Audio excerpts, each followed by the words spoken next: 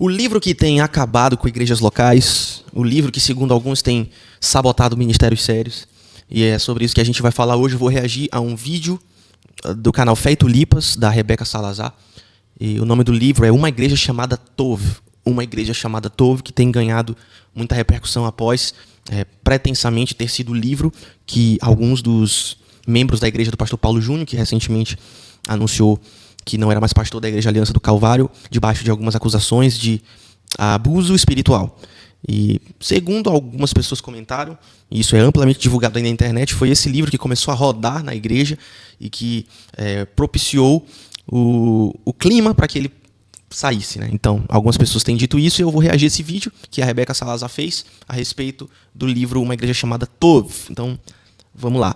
Chegamos em um tempo cultural que vive uma sopa de ideologias misturadas. Feminismo, humanismo, psicologia e a idolatria do terapêutico. Sim, você e eu já vimos aonde isso leva no mundo afora. Mas e quando essas coisas entram na igreja? E veja, eu não estou falando de tentações que cristãos individualmente sofrem, mas de igrejas locais, membros, lideranças, pastores. O que acontece quando Satanás tenta colocar tensão de ideologias misturadas dentro da igreja local? Então você percebe aqui que a Rebeca já começa o vídeo debaixo da premissa de que esse livro é uma estratégia de Satanás, porque tem algumas questões humanistas dentro do livro, então é mais ou menos isso que ela quer falar. E a respeito da questão terapêutica, isso é verdade. No mestrado eu tive um professor que eu fiz o mestrado em Ministério Pastoral com ênfase em aconselhamento bíblico, e eu tive um pastor que chamava o aconselhamento pastoral de clínica pastoral. Então você já vê uma linguagem de terapia dentro da igreja. Mas vamos continuar. Então ela já começa chegando, né? Vamos lá então. E muitas vezes até usa livros de pastores sem compromisso com fidelidade bíblica para causar o estrago. Autores que estão mais em sintonia com os progressistas pós-modernos do que com o Senhor Jesus e a sua palavra inerrante. Ixi, então ela já está falando a respeito do livro, claramente. Ela está falando então que o autor do livro, que é um cara chamado Scott McKnight, não tem compromisso com a palavra. Então, o que um livro desse, eu pergunto para você, o que um livro desse está fazendo rodando em uma igreja local? Do que com o Senhor Jesus e a sua palavra inerrante. E no vídeo de hoje nós vamos falar de forma específica como que os livros como Uma Igreja Chamada Tov, de Scott McKnight e Laura Barringer, têm sabotado igrejas locais até ao redor do Brasil. E primeiramente, ela lançou esse vídeo depois do episódio do Paulo Júnior, então talvez ela esteja falando a respeito disso. Talvez ela soube que esse livro estava rodando dentro da igreja local, da Aliança do Calvário, então talvez ela esteja fazendo uma resposta direcionada para isso. Quero deixar claro que nós vamos fazer uma análise aprofundada em alguns temas muito relevantes de hoje em dia. Então assista esse vídeo até o fim para que você possa entender a completa seriedade desse tópico e entender o argumento também. Pode deixar. Inclusive, você também que está aqui no canal, se inscreve no meu canal, clica em curtir e também aciona a notificação para que você receba para que você seja informado quando novos vídeos saírem. Eu espero que até o fim desse vídeo você possa aprender como se equipar contra esse tipo de sabotagem. Se você é um cristão bíblico, você sabe que a nossa regra de fé e prática é a palavra de Deus, a Bíblia, que é inerrante e infalível. E Paulo, no livro de Atos, por exemplo, elogiou o povo de Bereia, que analisava tudo o que ele dizia. Ou seja, sempre que Paulo... Bereia, para quem não sabe, a igreja que eu pastorei, o nome dela é Igreja Cristã.Bereia. Então, ela está elogiando os bereanos. Então já estou me sentindo elogiado. Vamos em frente. Paulo falava algo, essas pessoas comparavam com as escrituras. E isso é algo que nós temos que fazer com aquilo que nós ouvimos, lemos, assistimos e também cultivar um olhar bíblico sobre o que acontece ao nosso redor. Infelizmente, muitas pessoas não têm sido bereanas em relação a livros que tratam de temas delicados porque estão caindo na sabotagem emocional de autores heréticos. Ah, eu usei a palavra com H. Será que eu posso? Você vai entender. O que tem acontecido é justamente uma sabotagem de muitas lideranças nos Estados Unidos e aqui no Brasil também. Só que como tudo aqui no Brasil chega depois do que chega lá, então talvez ela esteja adiantando uma conversa que vai começar muitas pessoas vão passar a ter essa conversa aqui no Brasil a respeito da sabotagem. Eu acho que ela vai citar um autor americano chamado Joe Rigney, e o Joe Rigney fala muito a respeito dessa questão da sabotagem dentro das igrejas e como Satanás usa estratégias para sabotar a igreja local de forma sutil. Então, talvez seja isso que ela vai falar, não sei, mas vamos em frente. O livro, eu usei a palavra com H. Será que eu posso? Você vai entender. A palavra com H é herético. Então ela está falando que Satanás usa pessoas hereges para produzir literatura que vão sabotar a igreja local. É disso que ela está falando. O livro Uma Igreja Chamada Tov busca expor pastores que, segundo os autores, são responsáveis por casos de abuso de autoridade dentro de igrejas locais e tenta propor o que seria uma igreja não tóxica. E antes de chegar nos problemas do livro em si, nós precisamos entender quem é o autor principal, Scot McKnight. Vamos lá. Scott é casado com uma psicóloga, Kristen, e foi professor de Novo Testamento no Northern Seminary nos Estados Unidos, um seminário abertamente feminista e não inerrantista, com cursos. Não inerrantista quer dizer que esse seminário adota uma posição teológica de que a Bíblia contém erros, ou que a Bíblia não é inerrante, e se a Bíblia não é inerrante, ela contém erros. Então, esse autor que fez o livro Uma Igreja Chamada Tov, ele está partindo de um pressuposto, acredito eu que é isso que ela queira implicar aqui na fala dela. Então ele está partindo de um pressuposto de que a Bíblia contém erros. Então você precisa de psicologia para ajudar a Bíblia a dizer algo mais correto. Especializados em feminino de Novo Testamento no Northern Seminary nos Estados Unidos, um seminário abertamente feminista e não inerrantista, com cursos especializados em feminismo. E McKnight já... Agora eu pergunto para você, por que existe um seminário que tem cursos especializados em feminismo? Escreveu bastante em artigos e livros mostrando que não acredita na inerrância da Bíblia. E isso porque ele acha que a Bíblia erra em questões científicas e históricas, claramente comprometendo a sua doutrina bíblica. E juntamente com a negação da inerrância, McKnight segue uma visão problemática acerca do evangelho e da expiação. Sobre isso, o pastor Greg Gilbert fez uma forte crítica na conferência Together for the Gospel, T4G, juntamente com John Piper, Albert Mohler e outros, sobre os problemas da visão dele. E outro aspecto... Ou seja, existem outros teólogos de renome que têm combatido o autor do livro que está rodando nas igrejas brasileiras. Existem teólogos sérios, teólogos ortodoxos, teólogos conservadores, teólogos que acreditam na inerrância e na suficiência da palavra de Deus, combatendo o autor Scot McKnight, que foi o autor do livro Uma Igreja Chamada Tov, que é para combater as igrejas tóxicas, ou as lideranças tóxicas, por assim dizer. Preocupante disso, sobre os problemas da visão dele. E outro aspecto preocupante de Scot McKnight é o seu envolvimento com o movimento da igreja emergente. Um movimento que começou ali por volta dos anos 2000 e agiu como um liberalismo, progressismo light. E muitos dos... Gente, para quem não sabe, essas terminologias, progressismo, liberalismo, isso nada mais é do que esquerdismo dentro da igreja. Esquerdismo dentro da igreja. Então, é disso que ela está falando. O Scot McKnight ele tem envolvimento, então, com uma agenda esquerdista. Os líderes deste movimento como um liberalismo, progressismo light. E muitos dos líderes deste movimento viraram apóstatas, como Rob Bell e Brian McLaurin. Esse movimento... Para quem não sabe o que é apóstata, um apóstata é aquele que abandona a fé.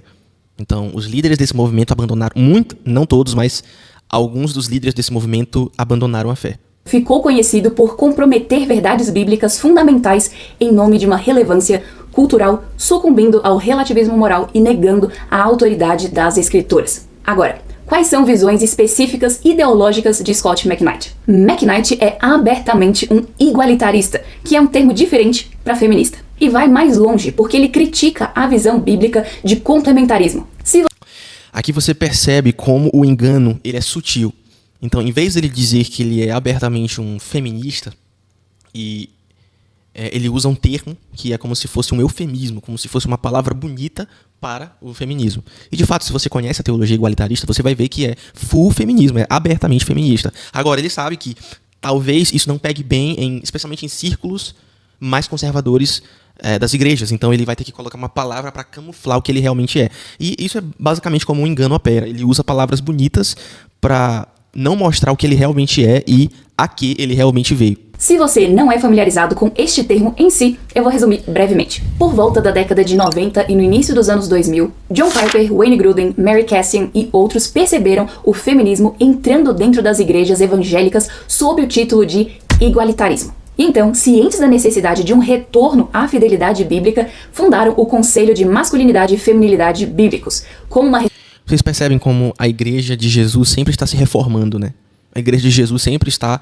A igreja bíblica, a igreja verdadeira, sempre está adotando uma postura de reforma, de retorno às suas origens, às suas raízes. Resposta cristã ao conceito de masculinidade e feminilidade bíblicos, como uma resposta cristã ao feminismo que estava entrando nas igrejas. E eu estava conversando com a Mary Cassie na semana passada, e ela contou que foi em uma reunião especial que conversaram sobre o nome complementarismo, que mostrava claramente que homens e mulheres são iguais em valor e dignidade, mas com papéis diferentes. Homens e mulheres se complementam, mas são diferentes. E esse é o desígnio criado por Deus.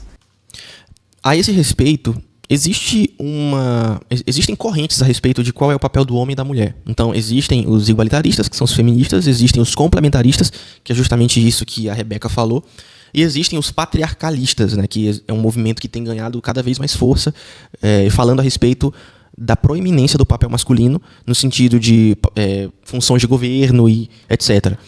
E esse termo, que é o complementarismo, e essa visão de mundo a respeito dos papéis de homem e mulher que a Rebeca falou, é o que é mais amplamente aceito, tanto nos Estados Unidos, e como eles importam tudo para o restante do mundo, obviamente aqui no Brasil, a visão mais aceita é justamente o complementarismo. Mas Scott McKnight nega isso.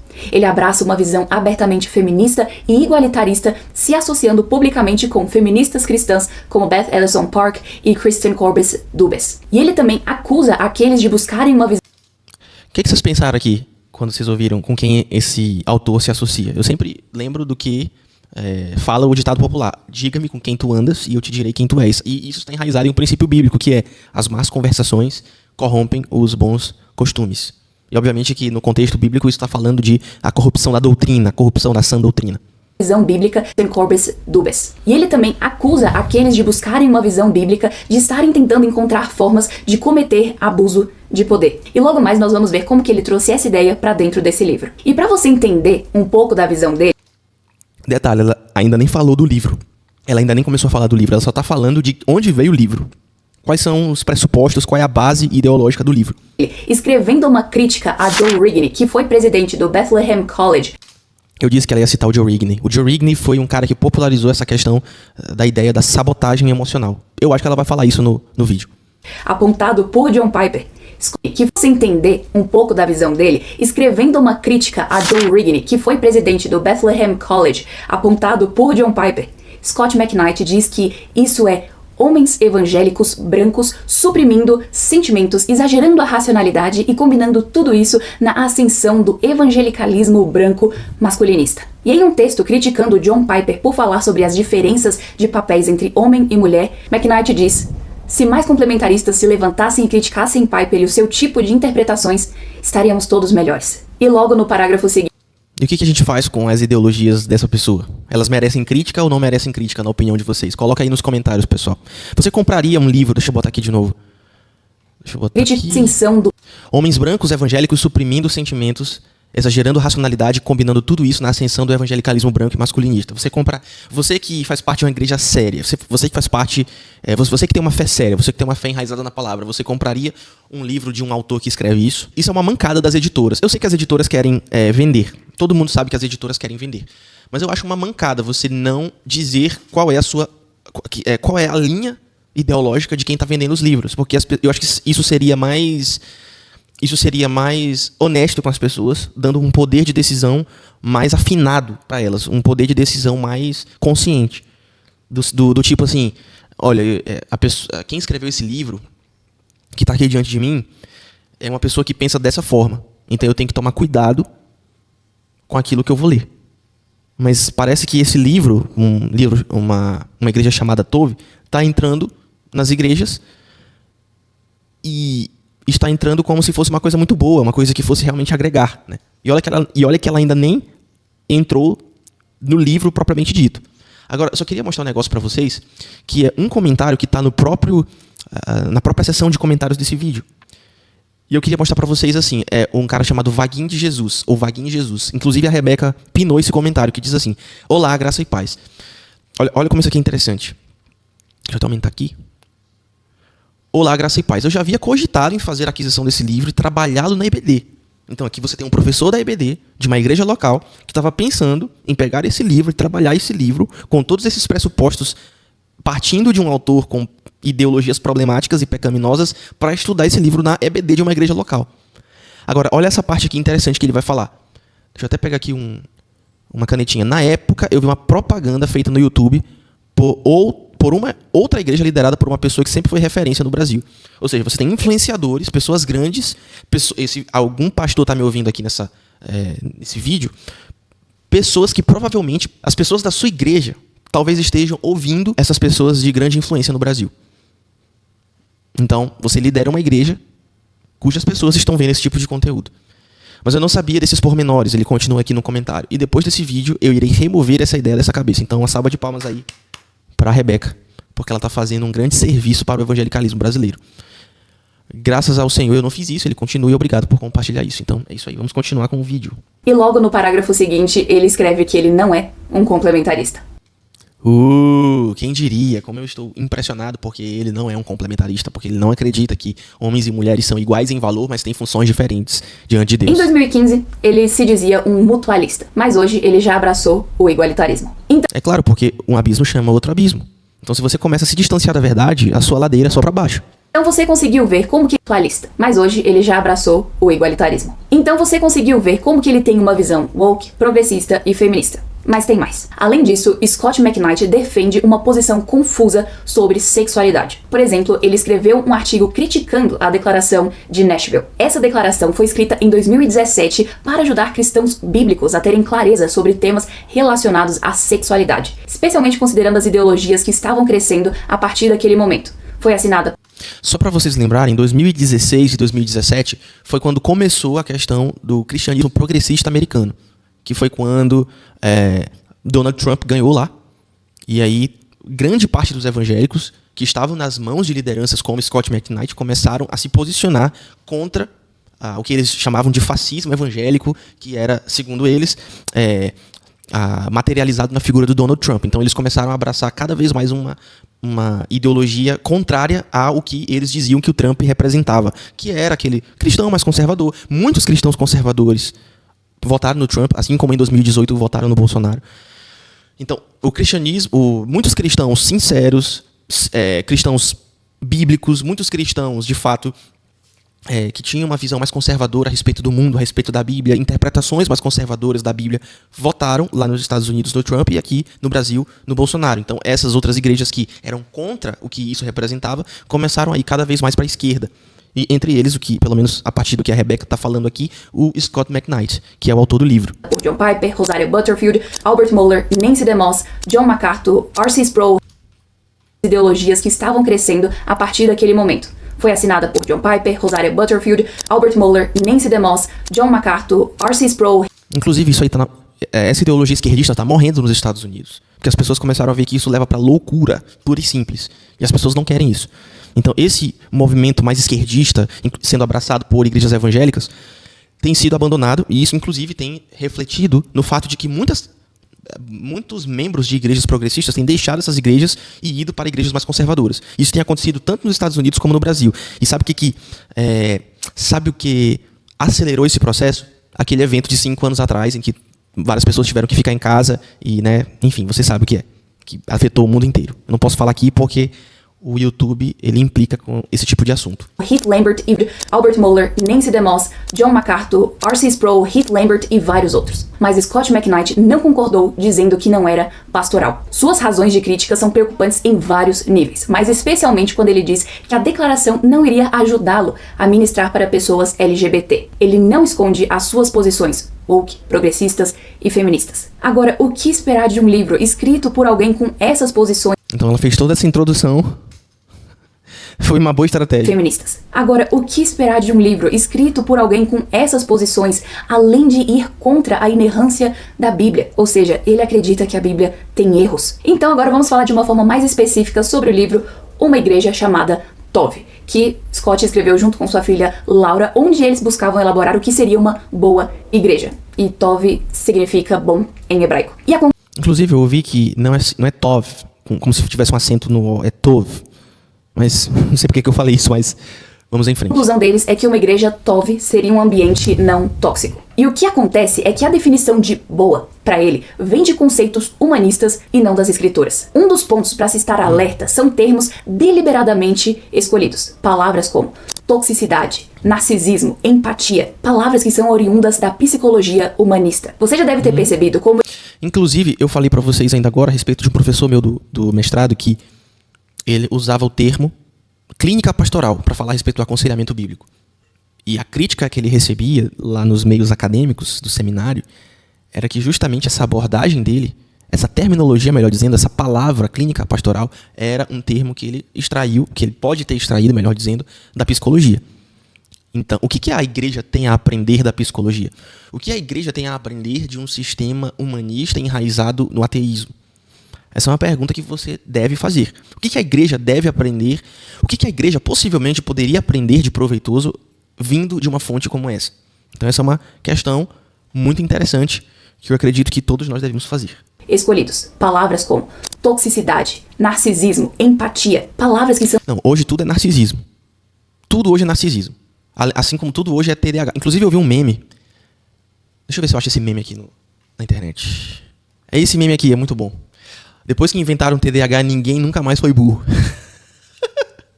E é verdade. Ninguém mais é burro hoje. Todo mundo tem TDAH, ninguém mais é mal comportado, todo mundo hiperativo. Então, eu sei que isso pode, obviamente que pode haver algum diagnóstico a respeito disso, mas isso aqui é uma coisa sem critério. Depois que inventaram o TDAH, ninguém nunca mais foi burro. E é verdade, a pessoa não é mais burra. Ela simplesmente tem TDAH. E a gente começa... O que isso causa? Uma terceirização da nossa responsabilidade. Afinal de contas, não é o meu pecado. Isso é puro suco de psicologia. Puro suco de psicologia. Não existe mais atitude pecaminosa. Existe algum distúrbio que a psicologia explica. Inclusive, tem muita gente que diz que psicologia é pseudociência, né? O pastor Mocelin fala muito a respeito disso. E o pastor Mocelin, inclusive, é uma das pessoas que mais ataca essa noção. Talvez algum dia eu faça um react do pastor Mocelin aqui no canal. Inclusive, falando em canal, se inscreva no canal, dê um like, compartilhe esse vídeo e mande esse vídeo para alguma pessoa que está precisando ouvir sobre isso. Vamos continuar aqui. São oriundas da toxicidade, narcisismo, empatia, palavras que são oriundas da psicologia humanista. Você já deve ter percebido como dizer que algo é tóxico está na moda hoje em dia. Mas por quê? Porque Exatamente. Essa definição é ampla o suficiente para se esconder debaixo de uma ambiguidade e um relativismo para validar sentimentos individuais. Se eu acho que uma pregação foi muito confrontadora, o pastor é tóxico. Se uma mulher sabe... Então eu tô lascado. Já me disseram que teve gente que saiu lá da igreja por alguma coisa que eu preguei. Deus me livre de ser excessivamente duro com a congregação. E graças a Deus a gente tem uma igreja. Que preza muito pela biblicidade, por ser uma igreja bíblica, por ser uma igreja que tem uma liderança saudável, que presta contas um pro outro e tal. Mas tem certos assuntos que hoje a psicologia chamaria de tóxico. Tem assuntos que são biblicamente legítimos e que precisam ser biblicamente expostos. Afinal de contas, os pastores, eles devem expor todo o conselho de Deus, mas que vão ser taxados como tóxicos. Não tem como você fugir muito disso. Sábia buscou conversar com uma irmã sobre roupas indecentes, tóxico. Se uma mulher sábia buscou conversar com uma irmã sobre roupas indecentes, ela é tóxica. Isso Se uma aconteceu igreja demais, aplica... Já aconteceu demais. Minha mãe fazia muito isso. Ela conversava com as irmãs, olha, pô, esse decote aí, pô, essa roupa colada aí. E minha mãe, quem conhece minha mãe sabe que ela não alisa. Um abraço pra minha mãe, mas... minha mãe é tóxica? Se minha mãe fala a respeito da falta de modéstia na vestimenta de uma pessoa que faz parte de uma igreja local, minha mãe é tóxica? Fica aí o questionamento. Disciplina eclesiástica é tóxica. Se alguém está obstinado em pecado e foi confrontado, a liderança é tóxica. Termos ambíguos e frágeis são o primeiro passo de uma sabotagem emocional. E além... Os termos ambíguos que ela está falando e os termos frágeis é que tudo cabe dentro dessa palavra. Todas as coisas normais da igreja, todas as coisas normais que sempre foram normais ao longo da história da igreja e que são bíblicas, provadamente bíblicas, agora são tóxicas. É isso que ela está criticando aqui. Além dessas coisas, os autores abraçam um feminismo ao defenderem uma espécie de inimizade entre homens e mulheres. E isso bem num padrão marxista de luta de classes mais aplicada a homens e mulheres. Para continuar essa analogia, eles tratam o complementarismo bíblico como se fosse o que o capitalismo é para a visão marxista. Como se acreditar que homens e mulheres são iguais em valor e dignidade, mas diferentes em funções e papéis, fosse de alguma forma abusivo. E pior, agem como se o feminismo fosse a resposta aos abusos. E eles fazem isso ao tentar negar os conceitos de autoridade que existem. Uma vez que eles negam os escritos de Paulo sobre a submissão da esposa ao seu marido, logo eles querem aplicar todo esse ensino dizendo que pastores não podem exercer autoridade sobre as suas ovelhas. E eu falei sobre... Hoje eu fui na rádio aqui de São Luís, na 92 FM, falar justamente a respeito de abuso espiritual na igreja. Qual é a diferença entre uma liderança bíblica e biblicamente legítima e abuso espiritual. E uma das coisas que eu falei foi justamente sobre como na psicologia, hierarquia é uma coisa necessariamente ruim. Na psicologia, a partir de uma abordagem psicologizada, a autoridade é uma coisa essencialmente ruim. Sendo que no cristianismo e numa visão de mundo bíblica, o cristianismo é essencialmente hierárquico. O reino de Deus é essencialmente hierárquico.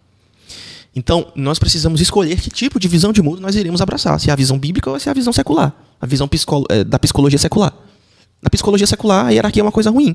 Na visão bíblica, a hierarquia, a questão da autoridade, de exercer, de haver autoridades constituídas é uma coisa boa. E que pode haver uma vivência saudável em um contexto onde há hierarquia e há autoridade, desde que essa hierarquia e autoridade estejam contidas dentro dos padrões bíblicos, dos critérios bíblicos. Entendeu? Que é aquilo que a gente já sabe, 1 Timóteo capítulo 3, as qualificações do pastor. As qualificações do pastor também em Tito capítulo 3, 1 Pedro capítulo 5, pastoreio o rebanho de Deus, não movido por ganância, nem sendo abusivo. Então, se um pastor ele abraça essas qualificações, ele continua sendo uma autoridade hierarquicamente superior. Mas não é pelo fato desse pastor bíblico ser uma autoridade hierarquicamente superior que ele é uma pessoa ruim. Ou que é uma coisa ruim você estar debaixo da autoridade de uma pessoa assim. Então é isso que essas pessoas não entendem. É porque o secularismo ateísta, e a psicologia fala muito a respeito disso, ela achata todo mundo. Achata todo mundo. E quer que todo mundo seja igual. Ela achata tudo. Mas o mundo não funciona assim. O mundo é hierarquizado. O reino de Deus é hierarquizado. E isso está enraizado dentro de uma ordem criacional. Deus criou o mundo assim. E é isso que às vezes a gente perde ao analisar essas questões. Exercer autoridade sobre as suas ovelhas. Então, por causa deste feminismo que eles trazem, eles aplicam isso, estragando igrejas, criando pastores travados que não têm autoridade real e, consequentemente, não conseguem proteger as suas ovelhas de lobos. Exatamente. Mas Exatamente. É a questão do abuso congregacional. Eu falei sobre isso na rádio. Eu vou tentar linkar na rádio aqui também todo o debate que eu tive na rádio. Na verdade, não foi um debate. Foi uma conversa, mais uma conversa, mas foi muito proveitosa. E eu falei justamente sobre isso. A Rebeca falou sobre isso. Por um lado, existe o abuso hierárquico. E existem vítimas. Os pastores muitas vezes abusam. Pastores abusam, né? O próprio Paulo Júnior falou sobre isso. A gente não sabe até que ponto foi a extensão disso, que tipo de ofensa foi isso. Mas existem pastores que realmente abusam das suas ovelhas. E existem abusos de toda a ordem. Abusos espirituais, abusos sexuais, abusos de influência. E existe o abuso do pastor. E essas vítimas precisam ser cuidadas. Esses pastores precisam ser disciplinados. Se cometeram crimes, precisam ser punidos, né? Mas, por outro lado, também existe o abuso congregacional. Que é quando a igreja armamentiza essas estruturas dentro da igreja para calar os pastores com quem elas não discordam, mesmo que esses pastores estejam biblicamente qualificados para o trabalho. Eu já vi isso acontecer várias vezes. Meu pai foi pastor de igreja durante 40 anos, igreja de denominação. Ele passou por isso e ele testemunhou colegas de ministério passarem por isso também. Então a gente tem que ter equilíbrio. Expandir um pouco mais sobre conseguem proteger as suas ovelhas de lobos. Mas para expandir um pouco mais sobre isso, qual é o problema de incentivar essa ideia antibíblica de igualitarismo? Primeiro, porque é contrário ao padrão criado por Deus e ensinado pelo Senhor Jesus e aplicado pelos apóstolos. Segundo, de uma forma bem prática, cria homens frouxos, lideranças vendidas, membros obstinados, afeminadas, famílias desajustadas e um ambiente de tensão onde todos têm medo de terem falado ou feito algo que pode ser considerado tóxico. E chega ao... Exatamente. Se, por um lado, onde o Espírito do Senhor há liberdade, onde o Espírito do Senhor não está, e um outro Deus pagão entra na história, existe prisão. Ponto, por exemplo, como acontece no livro Uma Igreja Chamada Tove, em que os autores pontuam John Piper como sendo um racista, porque ele escreveu um livro com biografias de homens da história da igreja, e segundo McKnight, todos são homens e brancos. Mas, ironicamente, o primeiro capítulo é sobre Agostinho. Agostinho, para quem não sabe, era um bispo africano.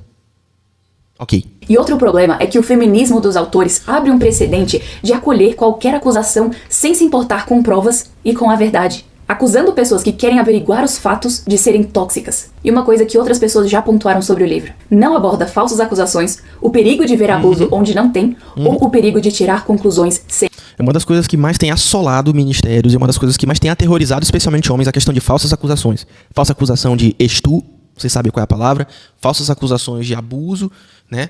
Então vocês têm que tomar muito cuidado, a gente tem que tomar muito cuidado com isso. E infelizmente esse livro tem rodado em várias igrejas. Se você não tratar a questão... No Antigo Testamento, a pena para falsa acusação era pior do que a pena do estu. Só para você tirar daí. É isso. Sem evidência. Isso é um exemplo clássico de pessoas.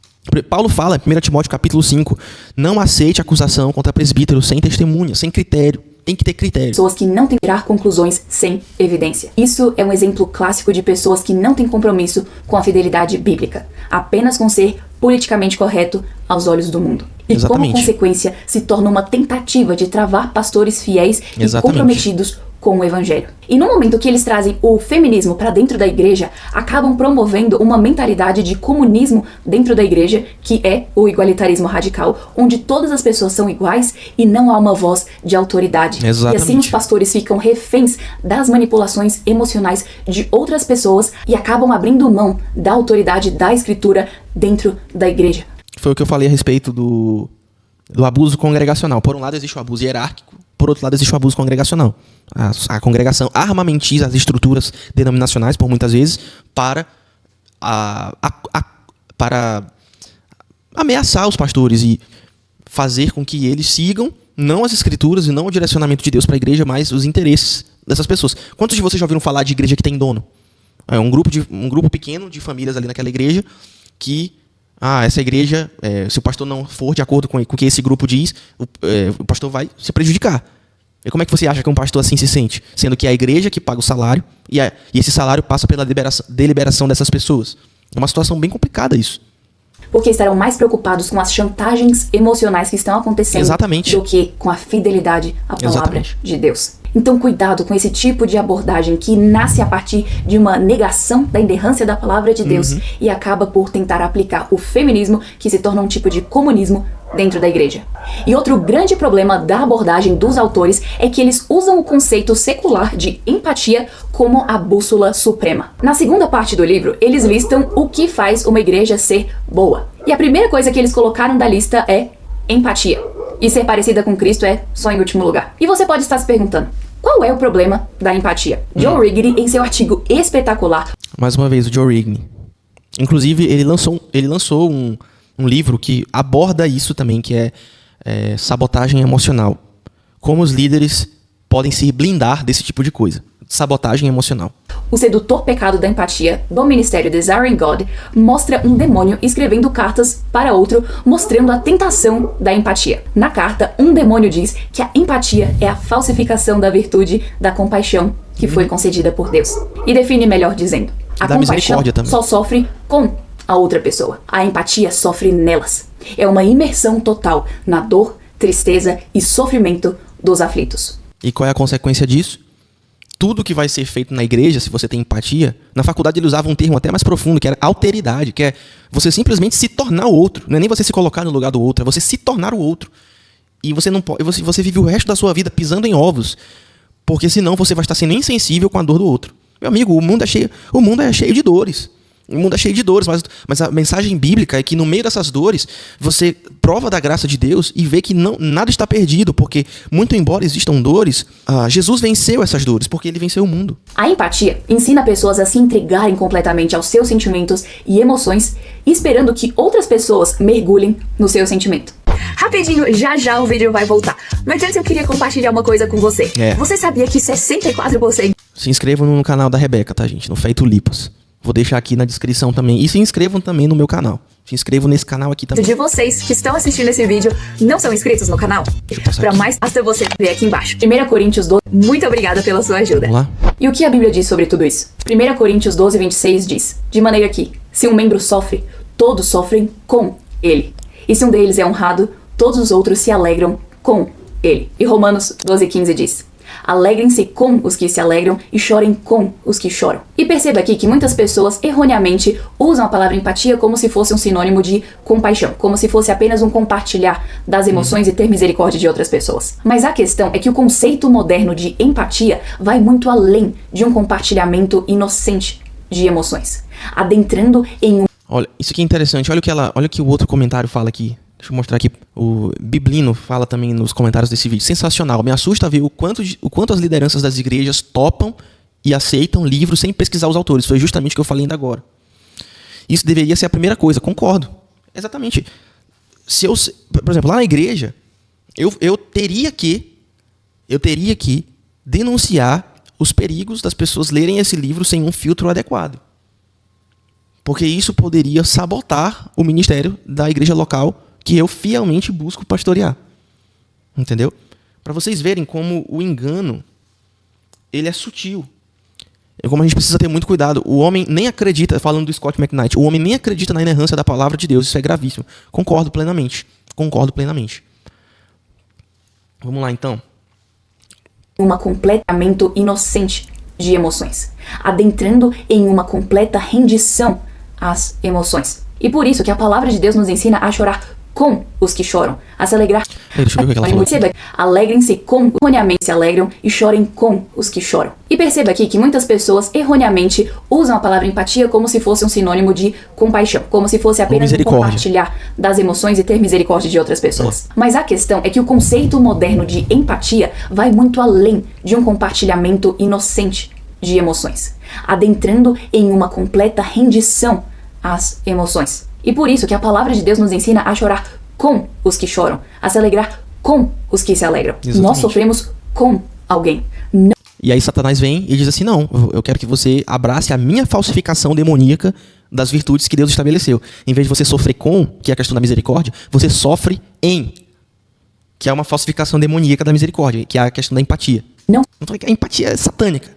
A empatia é satânica. Sofremos em alguém. Exatamente. A compaixão sofre com. A empatia sofre em. E ainda força outras pessoas a validarem e afirmarem os seus sentimentos, não importando se eles realmente sejam válidos, corretos e sóbrios. Exatamente. E, consequentemente, todos se afogam juntos. Rigney ainda mostra que exatamente, porque se você vive a sua vida pautado na dor do outro, e não nas verdades objetivas e nas promessas de Deus, nas verdades objetivas de Deus e nas promessas de Deus, você vai ser consumido por uma visão niilista, uma visão de que nada vale a pena. Rigney ainda mostra que a empatia sem filtro coloca o sentimento das pessoas no banco do motorista. Depois, a empatia se torna uma chantagem emocional que leva à covardia. O exemplo que ele dá é o de Arão, em Êxodo 32, quando Moisés e Josué sobem ao Monte Sinai e ficam lá por tanto tempo que as pessoas acham que Moisés morreu. E por meio de uma chantagem emocional, Arão se deixa levar e constrói um bezerro de ouro para o povo. Arão temeu mais o povo do que a Deus. Mais o temor dos homens do que de Deus. Hoje em dia nós podemos dizer que Arão teve medo de ser chamado de tóxico. Arão ficou com medo de ser cancelado. E depois Moisés cancelou ele. Ai, meu Deus. Arão levou um cancelamento ainda maior, que foi o de Moisés. Moisés deu uma bronca. E outro exemplo é isso do capítulo 16, que é a rebelião de Corá. Corá chegou assim... Quem vocês chegou para a liderança e falou assim, quem vocês pensam que vocês são? Todos nós somos ungidos de Deus. Na igreja que meu pai pastoreou, já aconteceu isso. Dessa rebelião contra a liderança, uma liderança legítima. Uma coisa é você não se submeter a uma liderança ilegítima. Outra coisa é a liderança ser legítima e você não se submeter. Aí o errado é você. Se a liderança é legítima, você não tem nada que se rebelar contra ela. No mais extremo dos cenários, se você não concordar e são discordâncias irreconciliáveis, você vai para outra igreja. Não tem nada de errado em você deixar a igreja se você realmente não concorda com a filosofia de ministério da igreja. Inclusive, todos nós passamos por isso, pastores passam por isso. Está tudo certo, né? Agora, o pessoal lá de Corá, a rebelião de Corá, o pessoal diz, não, Moisés e Arão, nós somos tão ungidos quanto vocês. Então, agora é o povo que vai tomar decisões. E o que Deus fez? Julgou. Deus acabou com aquela rebelião na hora. E Moisés é líder. Moisés é o líder da nação. Então, tomem muito cuidado com isso.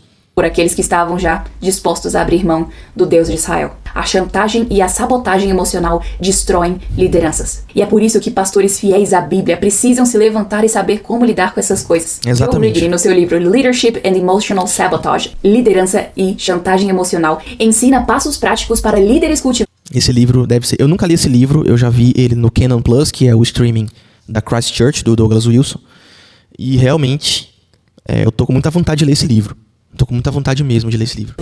Nessa era pós-moderna que nós vivemos. E primeiro, precisam assumir a responsabilidade sobre si mesmos, sobre suas emoções e suas ações. Segundo, precisam reconhecer as suas tendências pessoais que os fazem andar como se estivessem pisando em ovos. Quais tópicos você evita entrar? Quais pessoas você mais tem medo de ofender? Exatamente. Você, pastor, você está pregando contra todos os pecados de todos os grupos da igreja? Existem igrejas, por exemplo, que não falam do pecado das mulheres, porque vai ofender as mulheres e aí o pastor vai ser chantageado, vai ser acuado. Existem pastores que não falam contra o pecado dos ricos. E é disso que ela está falando aqui. Compare essas suas tendências com a palavra de Deus.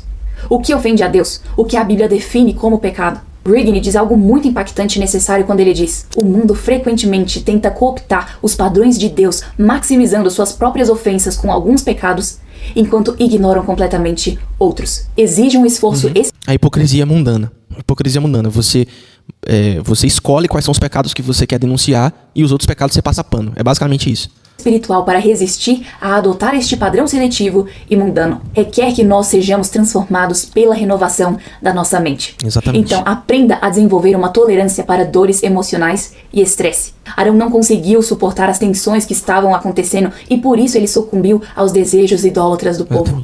Enquanto Moisés, que recebia muito mais pressão do que Arão, ele suportou aquelas tensões emocionais. Gente, a vida é dura. E a gente precisa saber lidar com isso biblicamente. Você vê 1 Samuel capítulo 31, todo mundo queria matar Davi.